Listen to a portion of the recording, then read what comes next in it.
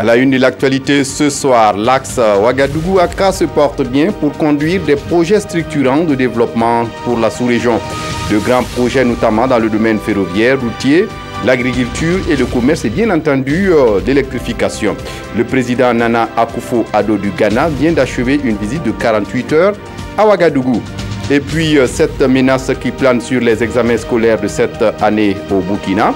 Les syndicats de l'éducation nationale se plaignent de la non-signature par le ministère de l'Éducation nationale d'un protocole à propos des indemnités servies aux examens scolaires du primaire, du post-primaire et du secondaire. Ils se sont exprimés ce matin face à la presse. Explication donc à suivre dans ce journal.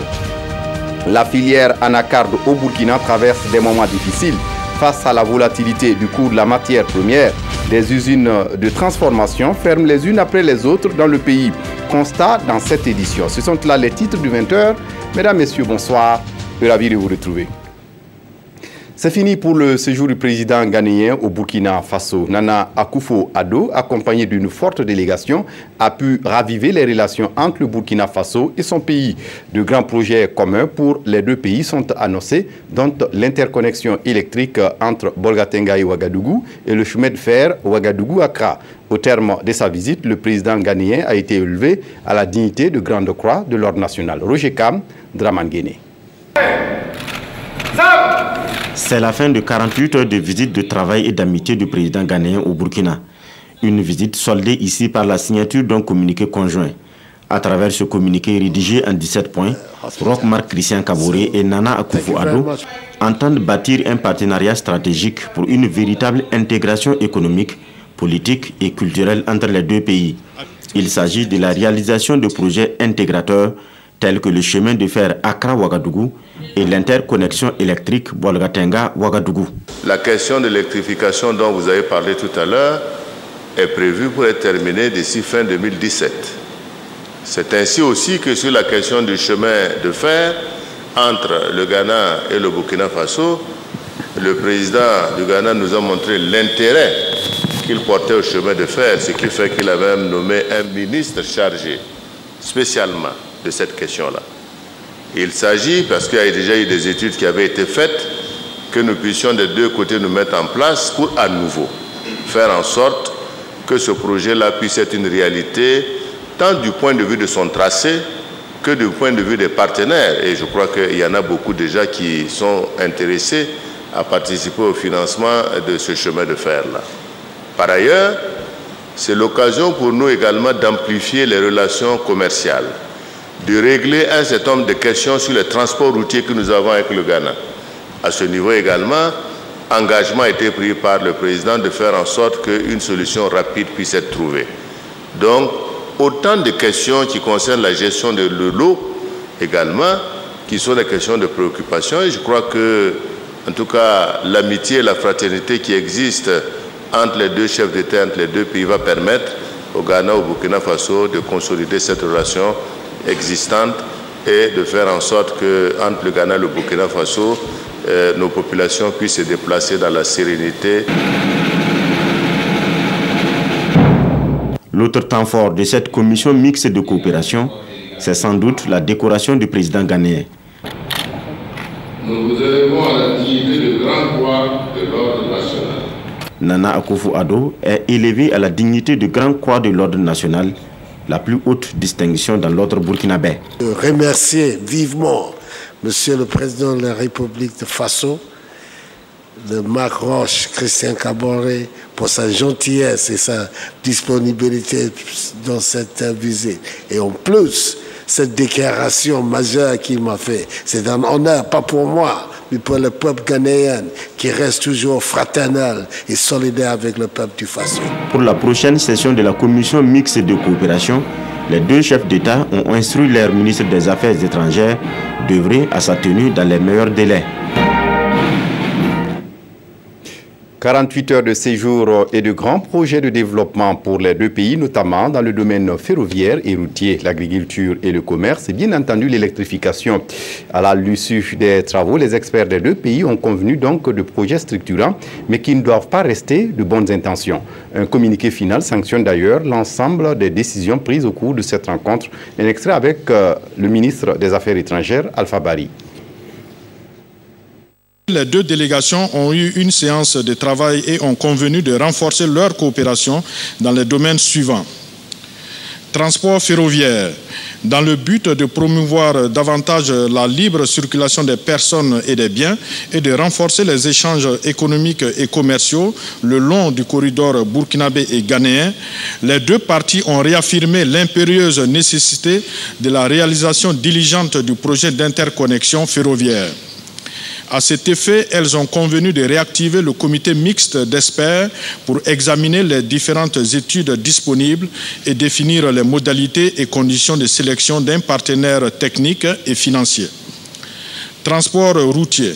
Les deux parties ont convenu de tenir une réunion ministérielle afin de trouver des solutions aux difficultés liées au trafic routier entre les deux pays et aux tracasseries auxquelles font face les transporteurs routiers. Agriculture et sécurité alimentaire.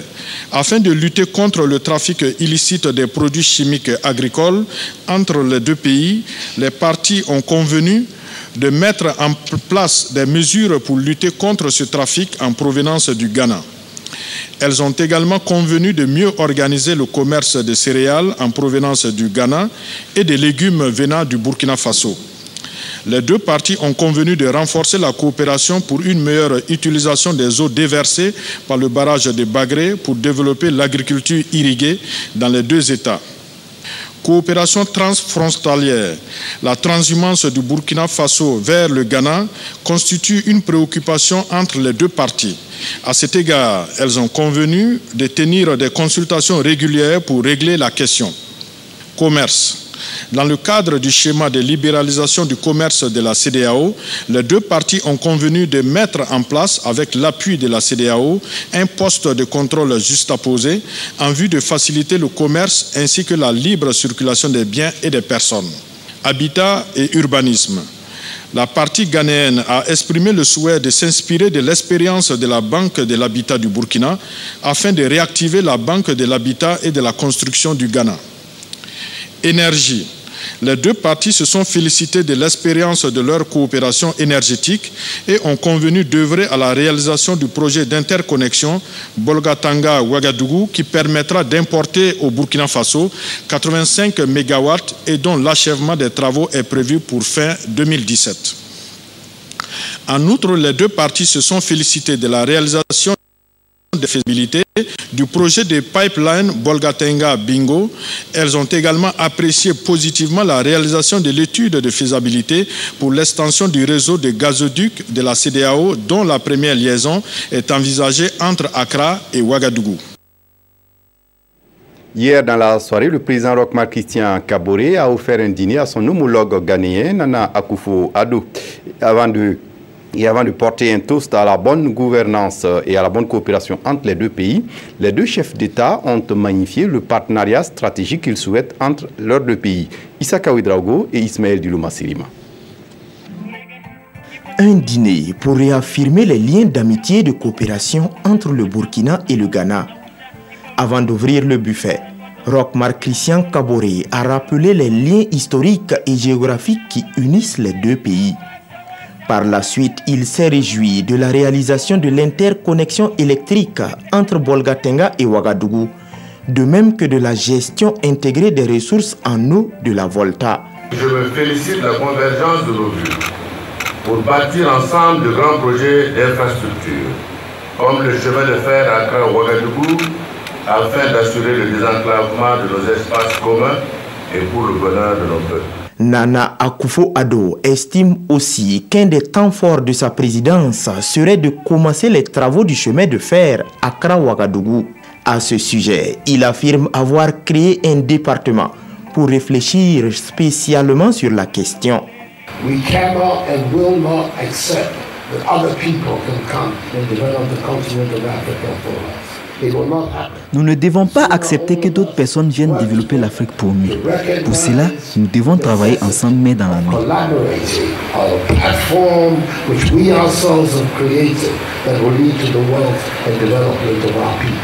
Le président Nana Akufo-Addo a également marqué son soutien au Burkina pour lutter contre le terrorisme sous toutes ses formes. À l'Assemblée nationale, les députés ratifient 4 projets de loi, notamment sur l'accord entre le gouvernement du Burkina Faso et celui du Canada pour la promotion et la protection des investissements. Le point avec Yolande Lompo. 4 projets de loi étaient inscrits à l'ordre du jour de cette séance plénière. Le premier, relatif à la ratification de l'acte constitutif de l'ANCOME, devra permettre au Burkina de renforcer sa coopération avec les autres États membres sur toutes les questions relevant de la gestion de la météorologie. Ces structures-là vont nous permettre de renforcer nos capacités et les infrastructures, la formation du personnel pour de meilleurs résultats par rapport à ce qui est attendu par la population, par rapport à ce qui est attendu par les producteurs et toute la nation. Grâce à la ratification du protocole sur les privilèges et immunités de l'autorité internationale des fonds marins, le Burkina bénéficiera des droits de pratiquer la pêche en haute mer. Ce protocole, déjà ratifié par 36 pays, comporte également d'autres avantages tels la préservation des ressources minérales et minières pour les générations futures. Et pour accroître la confiance entre les investisseurs canadiens et l'État burkinabé, mais aussi permettre à la jeunesse d'avoir de l'emploi, un projet de loi a été soumis aux députés. En vue de consolider la légalité et la légitimité du Parlement panafricain, les 87 votants du jour ont également ratifié le protocole à l'acte constitutif de l'Union africaine relatif au Parlement panafricain adopté à Malabo le 27 juin 2014. L'image fait le tour des réseaux sociaux. L'agression d'un Burkinabé vivant aux États-Unis. Le compatriote a été violemment agressé par les membres d'un gang de malfrats qui en voulaient à son commerce. Le Conseil supérieur des Burkinabés de New York dénonce cette agression. Oumar Zombri. Le 2 mai dernier, Souleymane Porgo, l'homme gisant au sol sur cette photo, originaire du Burkina Faso, est agressé par des individus d'un gang américain. Il se serait opposé au vol d'un de ses articles par un membre du gang qui, après, a rameuté sa horde pour une vendetta. C'est quelqu'un qui a une place officielle au niveau de du Bronx, 3e avenue et la 141e. C'est une zone commerciale. Il vend là-bas et des individus sont venus prendre un sac au niveau de son étal. Et il les a poursuivis, retiré le sac. S'en est suivi une altercation verbale et l'intéressé est reparti maintenant mobiliser son groupe qu'on appelle gang et venir sans un bonjour, on commençait à le tabasser. La violence de cette agression n'a laissé aucune chance à ce ressortissant burkinabé vivant aux États-Unis d'Amérique depuis près de 20 ans.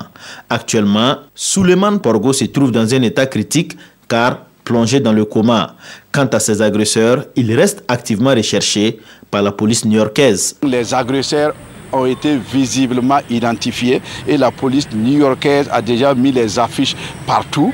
On connaît là où ils logent, mais présentement ils ne sont pas à leur domicile, mais ça ne va pas tarder, ils seront mis au frais. La communauté s'est mobilisée jusqu'à aller chez les autorités administratives du Bronx. Ils ont eu une conférence de presse, une réunion, en tout cas pour dire que justice sera faite. En attendant que toute la lumière soit faite sur cette agression et que les auteurs soient punis à la hauteur de leur acte, Ben Gaston Sawadogo invite les ressortissants burkinabés de New York au nombre de 10 000 et des autres villes américaines à faire attention à eux et à leur entourage afin d'éviter pareille situation. La campagne pour les municipales complémentaires du 28 mai prochain s'ouvre ce 12 mai. En prélude, le Conseil supérieur de la communication a procédé ce matin au tirage au sort pour l'ordre de passage des partis politiques aux émissions parrainées dans les médias publics. Le point avec Nyerkiteda. Le Rassemblement des Patriotes pour le renouveau RPR, tiré comme premier parti pour le message de campagne à la radio nationale. L'ADF-RDA passe en première position sur la télévision du Burkina et le NTD, le nouveau temps pour la démocratie, est en tête pour les pages spéciales dans les colonnes de Sirouaya pour le premier passage. C'est la quintessence du tirage au sort effectué ce matin au siège du Conseil supérieur de la communication. La loi organique qui porte fonctionnement, organisation et attribution du CC et donne des prérogatives au CC pour organiser la couverture médiatique des élections au Burkina Faso. Et le code électoral précise que c'est le CC qui définit les modalités d'accès aux médias publics qui ont obligation de couvrir les élections. Et le tirage au sort obéit aux principes d'équité et de transparence dans l'ordre du passage des partis politiques dans les médias d'État. Souligne le huissier de justice et soutenu par les représentants des partis politiques. Nous pensons que ça ne pose pas de problème. L'ordre n'a pas d'importance. Si nous avons tous le même temps de partage, je crois que c'est ça qui est essentiel. On ne peut que rendre grâce à Dieu. Ça s'est bien passé. Et voilà. À constater, il n'y a pas eu d'incident. Donc tout s'est passé dans la clarté, il y a eu la lumière en tout. Le tirage s'est bien déroulé sans aucun incident et nous pouvons certifier qu'il s'est bien déroulé et les résultats qui sont issus de ce tirage-là sont conformes. Ils sont 20 partis en lice pour les élections municipales complémentaires et partielles du 28 mai prochain. Le Conseil supérieur de la communication les a invités à occuper sainement les espaces qui leur ont été offerts. Et puis, avant de poursuivre, dans un communiqué rendu public ce soir, la Haute Cour de justice, l'institution précise et réaffirme l'attachement de la procédure pénale burkinabé au respect du principe des droits de la défense. Elle précise que le droit à l'assistance d'un avocat est celui de toute personne poursuivi de pouvoir bénéficier de la présence à ses côtés d'un avocat et de consulter celui-ci et d'exercer avec lui les droits de la défense au cours d'une procédure judiciaire. Elle souligne aussi que l'avocat assistant son client en matière pénale ne peut plaider devant le tribunal ou la cour qu'en présence de la personne qu'il assiste selon les dispositions qui encadrent l'intervention de l'avocat en matière pénale devant les juridictions du Burkina Faso. Dans l'actualité ce soir, les syndicats de l'éducation nationale sont à couteau tiré avec leur ministère des tutelles à propos des indemnités servies aux examens scolaires du primaire, du post-primaire et du secondaire. Ces syndicats se plaignent du non-respect des conclusions d'une rencontre qui a abouti à un protocole. Protocole que le ministère de l'éducation nationale, à en croire les syndicats, refuse de signer. Pourtant, les examens scolaires sont prévus dans moins d'un mois. Ismaël Diloma Sirima. À environ un mois des examens de fin d'année, la plateforme revendicative de la coordination nationale des syndicats de l'éducation n'a toujours pas connu de suite. La CNSE réclame au ministère de l'Éducation nationale une amélioration des indemnités servies aux examens. Et nous avons mené les discussions sans véritablement faire de la surenchère, en ne demandant pas une augmentation sur l'ensemble des indemnités, mais sur les aspects où nous estimons que les gens travaillaient dans des conditions difficiles. Nous prenons un exemple. Pour le choix des sujets des examens, aussi bien du BPC que du baccalauréat, ceux qui vont au choix de ces sujets-là, ils travaillent sur une semaine et le membre de la commission là, vous savez combien on lui sert à la fin de la session? 30 000 francs. À l'heure actuelle, les esprits commencent à s'échauffer et les responsables de la CNSE haussent le ton. On est à l'orée des examens et nous ne serons pas responsables s'il arrivait qu'il y ait blocage au niveau des examens. Mais comme on l'a dit, nous ne voulons pas vraiment prendre en otage les examens. Cependant, ça serait à notre corps défendant si le MENA nous conduit à cela. Présentée depuis le 29 septembre 2016, la plateforme revendicative soumise par les syndicats au ministère de l'Éducation nationale a été reportée pour analyse à 3 reprises. À Zignaré, l'Association des régions du Burkina lance un programme d'appui à la consolidation de la décentralisation au niveau régional.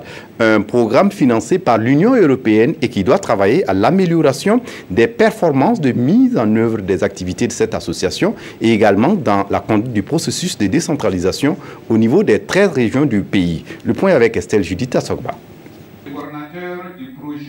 L'Association des régions du Burkina Faso, ARMBF, joue un rôle important dans le processus de décentralisation. Mais depuis sa création, la structure a des difficultés à se positionner dans le paysage institutionnel. Il s'agit entre autres l'insuffisance de capacité de ces instances et la faible appropriation de la décentralisation par les populations à la base. Le projet d'appui à l'ARMBF pour la consolidation de la décentralisation au niveau régional, PADCR, a été lancé pour permettre aux membres de cette association de lever ces difficultés majeures qui freinent la décentralisation et la gouvernance locale. Il y a 3 régions pilotes qui ont été identifiées, notamment la région du centre-sud, de l'Est et des Cascades. Donc au niveau de ces régions, nous allons accompagner les conseils régionaux pour la conduite de leurs activités dans le cadre de la décentralisation. L'Union européenne finance ce projet à hauteur de 350 000 €, soit environ 230 millions de francs CFA. L'enjeu est de bien outiller ces 3 régions pilotes, de capitaliser les expériences et de les promouvoir par la suite auprès d'autres régions. Ces régions vont tester, entre guillemets, ce que pourrait être une amélioration des performances, des capacités au niveau du développement local et de la démocratie. Et nous espérons bien que ça donnera une inspiration pour la suite. Le projet dure 2 ans. À terme, il devrait promouvoir de nouvelles formes de gouvernance locale reposant sur la participation citoyenne et la redevabilité. Dans le même sens de la consolidation de la décentralisation au Burkina Faso, il faut aussi une adaptation aux effets du changement climatique. Et le Salon international de l'environnement et des énergies renouvelables de Ouagadougou est un salon qui a pour vocation de promouvoir les énergies renouvelables dans le pays, mais aussi de sensibiliser les populations sur les questions environnementales. Yacouba Gameni, Maïmouna Traoré. La 6e édition du Salon international des énergies renouvelables de Ouagadougou interpelle les collectivités territoriales sur leurs responsabilités dans la lutte contre les changements climatiques. Ils sont invités à intégrer la question dans leur politique locale de développement. Les collectivités territoriales ont donc des prérogatives liées notamment à l'élaboration justement des plans communaux donc, de développement. Il nous a donc paru important justement donc de retenir ce thème pour qu'en fait ils puissent justement, prévoir justement donc ces questions, notamment les questions donc, de changement climatique donc dans leurs plans communaux donc de développement. Pour répondre efficacement aux exigences des changements climatiques, le CIRO fait une part belle aux énergies renouvelables. Les énergies renouvelables aujourd'hui constituent, n'est-ce pas, de notre point de vue, et bien sûr une alternative indiscutable et que nous ne pouvons pas du tout nous en départir. Raison pour laquelle le ministère en charge de l'environnement a bien voulu, au regard du thème, donner sa caution morale à la présente session. Le Salon international de l'environnement et des énergies renouvelables de Ouagadougou se tient dans le cadre de la 2e édition de la Semaine des énergies et des énergies renouvelables d'Afrique, SERA. À une semaine de la journée nationale du paysan, nous ouvrons notre page quotidienne sur l'événement et ce soir, zoom sur l'anacarde. 3e produit agricole d'exportation après le coton et le sésame, l'anacarde constitue une source importante de revenus pour bon nombre d'acteurs de la filière au Burkina Faso. Chaque année, ce sont des millions de francs CFA que les producteurs, commerçants et exportateurs engagent. Mais des grands perdants de cette filière demeurent les transformateurs du fait de la volatilité du cours de la matière première et on assiste un peu partout à la fermeture des usines de transformation. Karim Sissé, sur place à Bobo pour un constat. Avec 4 hectares hérités de ses parents, Faustin Koulibaly a aujourd'hui à son actif une trentaine d'hectares d'anacardiers. Ce producteur agricole, basé à Toussiana dans la province du Oué, empoche à chaque campagne plus de 10 millions de francs CFA. La production, ça variait de l'année à l'année. L'année où il pleut assez bien, donc on peut récolter près de 400 à 405 kg par hectare. Et l'année où il ne pleut pas bien, c'est autour de 260 à 300 kg par hectare. Si je prends une moyenne de production par an, je peux prendre 350 kg par hectare. Nous sommes autour de 11 tonnes 200 kg par an de production. Et les producteurs ne sont pas les seuls à se frotter les mains dans cette filière. Suleiman Guira, lui, est exportateur. Et cette année encore, le jeu de l'offre et de la demande lui permet de faire de bonnes affaires. Notre maillon vraiment se porte très bien. Parce que bon, l'engouement autour de l'anacarde aujourd'hui fait que bon, je pense que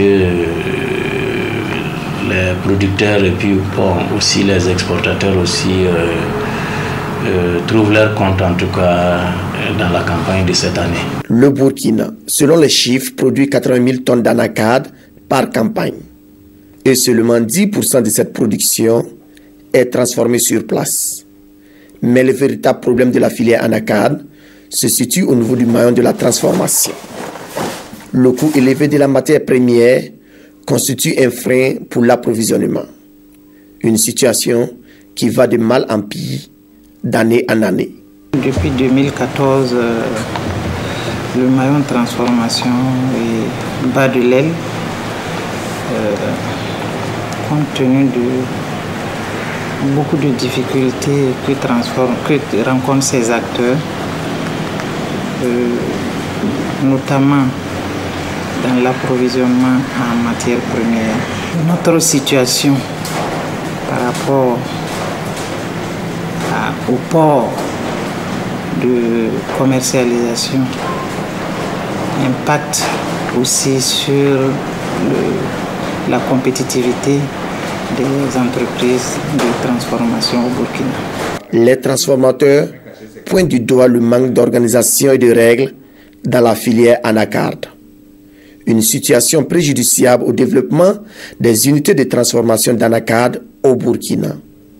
Le vrai problème étant le manque de lisibilité et la volatilité du prix de la matière première. La conférence épiscopale Burkina-Niger célèbre ses 75 ans cette année sous le thème 75 ans de grâce, prêtres du Burkina Faso et du Niger dans la communion, jubilons et avançons au large. Le lancement des activités marquant ce jubilé d'Albâtre est intervenu ce 4 mai à Ouagadougou en présence de Nathalie Sawadgo. C'est sous une haute sécurité que le clergé jubile ici à Ouagadougou les 75 années du sacerdoce Burkina-Niger. Ils rendent grâce à Dieu et un vibrant hommage aux abbés Paul Zungrana, Joseph Daniel Ouedraogo et Zachary Nikema, tous pères et pionniers socle de l'histoire du sacerdoce au Burkina et au Niger. Un jubilé vécu sous les signes de la joie, de la communion et de l'engagement est placé sous le thème 75 ans de grâce, prêtres du Burkina et du Niger dans la communion, jubilons et avançons au large.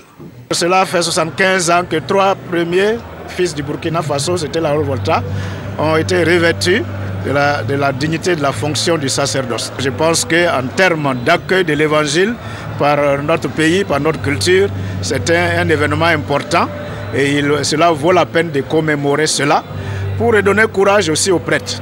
Pendant 72 heures, prêtres, évêques et fidèles laïcs vont mener la réflexion sur les défis réels du moment qui se posent aux prêtres dans un monde en perpétuelle mutation. D'où l'ouverture d'un colloque placé sous le thème « Prêtres du Burkina et du Niger, quel chemin de spiritualité dans le contexte actuel ?» C'est notre premier devoir de prier pour la paix dans tous les pays, pas seulement ici. Et ensuite, l'exemple que nous pouvons nous-mêmes donner. On ne peut pas, avec le nom de Dieu, faire certaines choses. Dieu, c'est la vie, Dieu, c'est l'amour. Donc c'est en même temps un appel que nous lançons à tout le monde pour qu'ensemble nous puissions, dans un contexte peut-être de dialogue, s'écouter et voir qu'est-ce qui peut être fait. De 3 prêtres en 1942, l'on dénombre de nos jours plus de 1300 prêtres pour le Burkina et le Niger. Cette célébration a aussi pour objectif de susciter des vocations chez les jeunes. Et puis notre consoeur Henriette Boro repose désormais au cimetière municipal de Gounguin à Ouagadougou. Henriette Boro était animatrice en langue san et elle a été arrachée à l'affection de ses parents, amis et collègues de travail ce 3 mai dernier. Nathalie Sawadgo. Cette voix, vous ne l'entendrez plus jamais. Elle s'est éteinte mercredi dernier au centre médical avec antenne chirurgicale de Pissy. Notre consoeur Henriette Bourou, journaliste en langue nationale 100 au service monorural de la RTB, né le 26 octobre 1966, recruté en tant que pigiste en 2002, avant d'être engagé le 1er janvier 2006 en qualité de journaliste en langue nationale s'en est allé des suites de maladies. De la maison mortière à sa dernière demeure sise au cimetière de Gunguin, en passant par l'église Saint-Pierre de Gunguin, parents, collègues, amis et connaissances ont tenu à l'accompagner. Une grande perte pour la famille Boro, mais également pour la RTB. Une consternation totale. Ton engagement pour le service et la qualité de tes prestations ont toujours été appréciés positivement par tes collègues, tes supérieurs hiérarchiques et tout le public burkinabé. Henriette Boro, tes collègues et supérieurs retiennent de toi une collaboratrice affable, disponible, dévouée et pleine d'initiatives. Nous ne pouvons que vraiment regretter le départ de Henriette Boro, elle qui s'est toujours battue pour que sa langue puisse être une langue, un vecteur de communication pour la population sans. Et nous sommes tous attristés. Henriette Boro laisse derrière elle 3 orphelins. Qu'elle repose en paix. On referme ce journal avec la revue de presse des quotidiennes ce vendredi, revue de presse signée Vincent Tiendrebeo. Dans la presse ce vendredi, le procès de l'insurrection populaire et l'audience d'hier n'a été qu'une tribune de spectacle pour les avocats des accusés.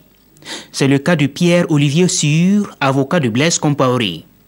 En attendant le début de l'audience, nous rapporte l'observateur Palga, l'avocat, fier allure, a déambulé entre les rangées de la salle, toisant le public et soufflant entre-temps au conseil de vider la salle si la cour n'accédait pas à leur requête de renvoi. Maître Sûr était la star de l'audience, confirme Siloya, une star qui sait se faire désirer par la presse. Et qu'a-t-il dit à la presse? Eh bien, l'indésirable représentant de Blaise Compaoré dit que sa récusation par la Cour est scandaleuse, une infraction gravissime aux règles les plus élémentaires des droits de l'homme, que Blaise Compaoré veut bien parler à son peuple à travers les juges si les conditions d'une justice équitable étaient réunies, nous rapporte Siloya. Le Nigeria, malade de son président, titre l'observateur Palga, Mohamedou Buhari n'a plus une santé de fer, estime le journal au regard de ses absences répétées au Conseil des ministres. Aucune information officielle sur la santé du président, sauf la rumeur qu'il a dit déclinante. Et certaines voix suggèrent déjà la cession du pouvoir au vice-président, Yemi Osinbanjo, pour le reste du mandat. Situation politique en RDC. Kabila entendra-t-il l'homélie des évêques, se demande le pays. Les évêques, dans un rapport adressé au président congolais, faisaient savoir que l'opposant Moïse Katumbi fait l'objet d'une cabale politique visant à l'éliminer de la course à la présidence. Pour le journal, la probabilité est forte que les autorités congolaises restent sourdes à cet appel, d'autant que Joseph Kabila n'a pas encore dit son dernier mot sur son intention de ramer à contre-constitution pour briguer un nouveau mandat. C'est tout pour ce journal. Merci de votre attention. Très bonne suite de programmes sur la RTB. Au revoir.